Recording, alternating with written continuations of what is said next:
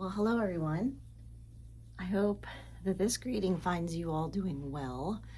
As you all know, some things have changed in my life recently as I've started a full-time chaplaincy job that I'm loving for hospice. It's a lot that I'm learning, but I am very grateful to be moving into this position. And some of you I know have been wondering, well, what's going on with the other parts of what you used to do? Actually waiting on a massage client that's coming in today. I am still doing massage and body work. I have a Thai massage later in the afternoon today, and also Reiki and other healing work by appointment on the weekends. And I'm also still working on my new project that launched, the Modern Mystics Wheel of the Year. So some of you may remember, this was my doctoral thesis that I expanded, and this amazing book is now available. In fact, I have plenty of copies. As you can see, there's paperback. I do have a couple of hardback copies, and the hardback are lovely because, well, first of all, it feels more academic, but also, I don't know if you can see, there are some pictures and graphics, and when you see them, they're in color. They're not in color in the paperback. And then there's the workbook that's full color that goes along with it, where you can work this whole wheel of the year from January through December, and it kind of keeps you on track with intentions and goals, but also spiritual expansion, let's say. And the last chapter in the book is actually about that. It's about what happens after you've worked this whole process, and what is this ascension thing, and where are we, headed spiritually, and also as a species. There's expansion on all levels. So the third component is this oracle deck. And so I thought that what I would do, it's the end of the year, it's the end of December. We have a couple more days until the end of the year, and maybe I'll do just a quick reading for everyone. So this would be like a collective reading. It doesn't mean that it's for everyone, but it's asking the universe to concisely give some tips, some insights on how to close out the year. What maybe needs to be identified and worked with in these last few days to prepare for this new change. And we all know it's not like something magical happens on January 1st and the energy of the last year is over. There's this slow integration period in the transition, and I write about it a little bit in my newsletter that, in the Chinese zodiac, as we're going from the snake to the horse, that doesn't happen until mid-February. And this whole period that we're in now, that started around the winter solstice, that carries through that at least mid to end of February, it's this inner work, it's this slowing down. It's dark, it's cold, and so it's a perfect time to sort of just incubate as much as you can. Now I know we have to work and we have to do things, but we shouldn't be overdoing things. We should really be resting, eating warm foods, drinking warm drinks like my chai. I love my chai.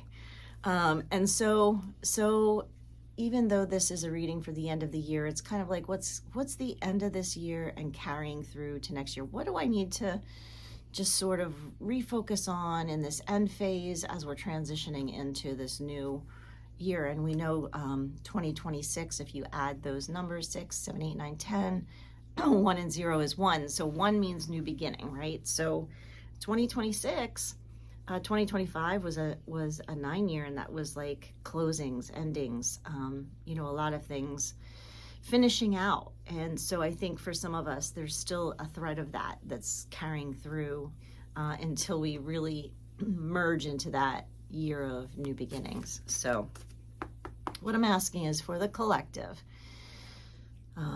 if you can see into that picture of the collective. What is some of the most concise work or energy or messages that we might need to know moving into the year and moving into this new phase and clearing out the last phase. So let me see what comes up. And I am using the first run. I did 2 runs of my Oracle deck. I sold out the first one, and I have another one. Okay, there's one card. Flew out. So I'm using my very first run.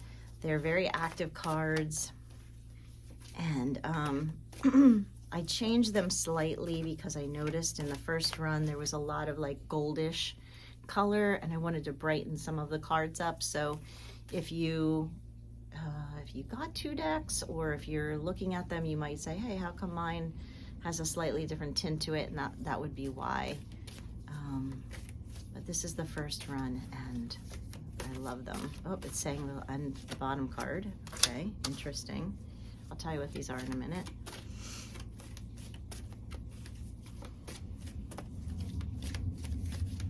When you're reading the Oracle decks, there's lots of different ways you can interpret them. So you may see these cards and you may have a different interpretation, and that's totally fine. It's not wrong. I'm not wrong. It's just what I'm interpreting. And whoop, since they're my cards, I might know it. Hold on, I dropped a whole bunch. And usually that means there's a bunch of stuff that wants to be said, but I can't pull all these cards. So what I'm going to do is shuffle and take just a couple. Okay, this one. This is really interesting. Okay. So I have 4 cards here. And the first one that dropped out is Letha, which is the summer solstice. And the colors maybe in the lighting that I'm in aren't that fantastic, but the summer solstice is Letha, and the word at the bottom says abundance. So since we're talking about this transition and end of the year and what to focus on, I think that this is the key card, right? This is the one that dropped out first, and it's saying abundance. We need to focus on abundance. What will bring us abundance?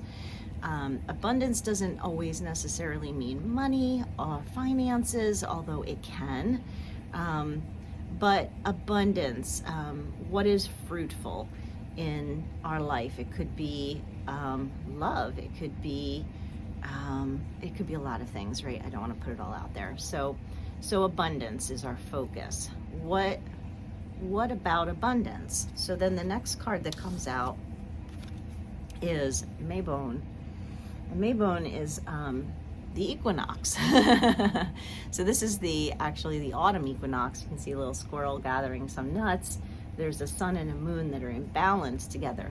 The word here is equipoise, which means balance was another card. So this is like, it's this, I always see it as kind of like this, infinity wrapped around the sun and the moon.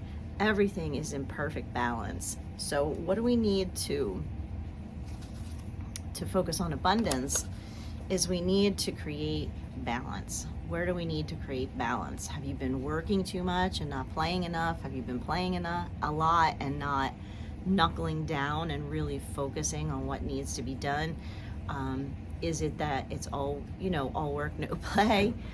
This could also be, relationship things, not just necessarily that career life balance, although that's usually the big one for people. It could also be health. Are you eating too much of a certain thing and not enough of another? So there's lots of ways. What I would say is holistically look at your life and where do you need the balance, right?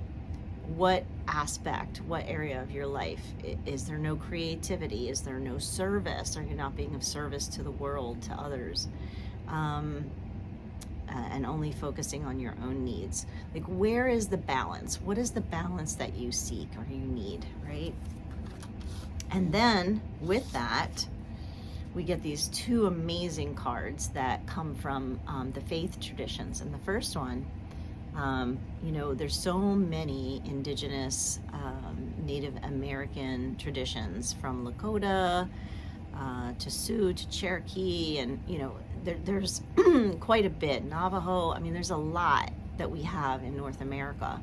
But because I was limited, I made one card that was about Native American and this is their wheel, their medicine wheel, and what is kind of the key word behind their energy, and it's interconnectedness. Everything is interconnectedness. Most of these indigenous tribes are connected to nature. So where are you disconnected, right? So we're asking, where do you need to find balance, and where are you disconnected? Where do you need to find more connectiveness? What threads need to be pulled together? Because everything on this planet is interconnected, everything. And sometimes we're just not paying attention, right? So we have this beautiful card that's reminding us, where do we need more connection? So for abundance, we need to focus on where we need balance and connecting ourselves to where we're disconnected, right? And then this final card that comes up is the card for Christianity that I created with Christ and the Magdalene together with this beautiful dove. And the key word is grace. Oh, and they're in a bed of roses. I don't know if you can see that too, but red roses. So grace, right? I love this word. This is one of my favorite all-time words. It's short and it's simple, but it's very impactful. When I first resonated with this word, I think it was, I don't know how old I was.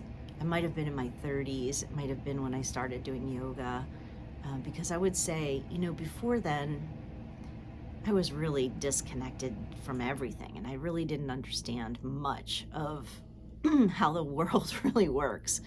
And do we all in 20? It's all about us, right? So grace to me is channeling this divine energy of flow, of connectedness, of being connected with spirit. Grace is a state of being. It's a state of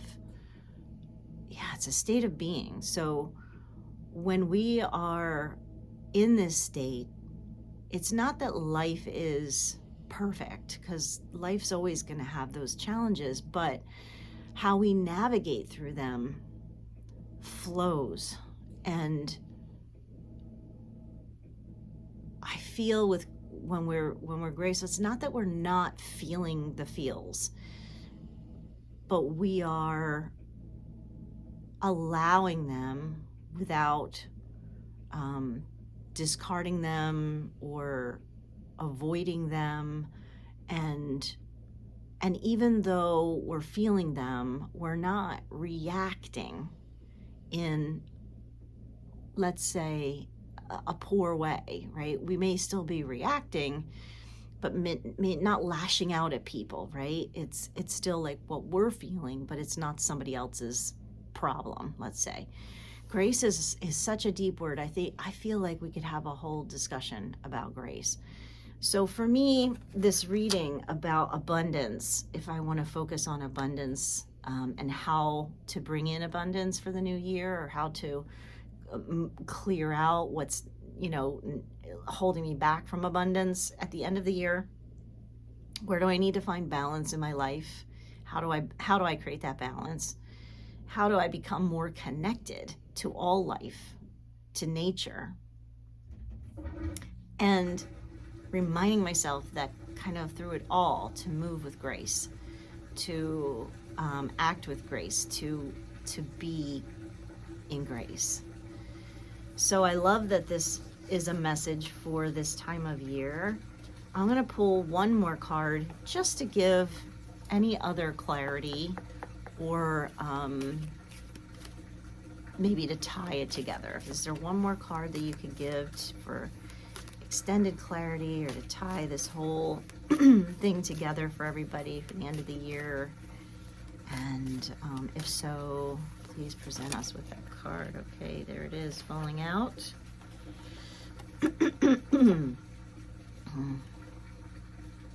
Third chakra. What is your third chakra?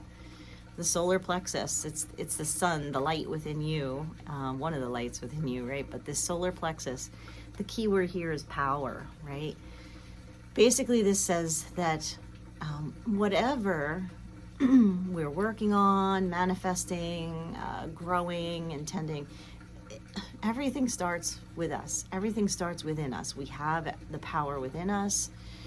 Some are not seated in this power. Some are not claiming this power. And so in order to do any of the other things, you have to sit in your power. The yogi in this card, and the color is yellow. And it's kind of interesting. I did tell you that this first deck had a yellowish or a goldish glow to it. Not all cards are, but look at these cards. Look how much yellow or gold is in them. There is a predominance of that. And then we get this third chakra card. So we have this yellow, this gold color, reminding us of this Manipura chakra, this energy center at the solar plexus, being our power, being our will, our ego strength, where we sit in our inner strength. And this presides on this reading. We have to find this. If you have not been empowered lately, if you have not been sitting in that strength, you need to find it. In the yoga tradition, there are postures that bring up heat. A lot of people will lean into sun salutations because it's a series and it brings up heat. And most certainly, in fact, I didn't say this. Sean Korn said this about 20 years ago in a class that I was in, that all vinyasa yoga teachers are third chakra teachers, but certainly there's this energy of the third chakra in sun salutations. But if you want to nail it down, it's like, what works my core? Is it plank or boat? Is there spinal twists, squeezing, wringing things out? And if you're not sure what that is, you can certainly do some research or reach out to me. But this is going to be your key. Sit in your power. If you're not sitting in your power, you can't create abundance. You've probably given your power to somebody else or something else. And then how does abundance come to you? You're waiting for somebody else to bring it to you? That's not going to work. So that's a little mini reading for the end of the year. I still have a lot of product, and January, I think it's the 3rd, the first Saturday, which is next week at 4 p.m. I'm doing a complimentary, it's not complimentary. I think I'm asking for a minimum of $11 just for an energy exchange, but I'm going to go through how to work with all of this online on Zoom. Of course, if somebody's like, hey, can I come to your house? Sure, you can come. I have enough room here for several people. So if you wanted to come, you could be in person. But the intention is to log into Zoom. I'm going to show you how to use all this. If you haven't had a chance to purchase any of these, I have them for sale. Some of these are designated for other people. I have a stack over here that are for other people. But I do have some others still for sale. So yeah, let's do this. Let's get you set up for a self-directed mystery school that works you through the entire year, working with the cards, working with the book, the workbook, and I am looking forward to having you join me. So please reach out. You know how to find me, and I hope that this reading kind of puts you in a little direction for this year. My laundry's almost done. I better go.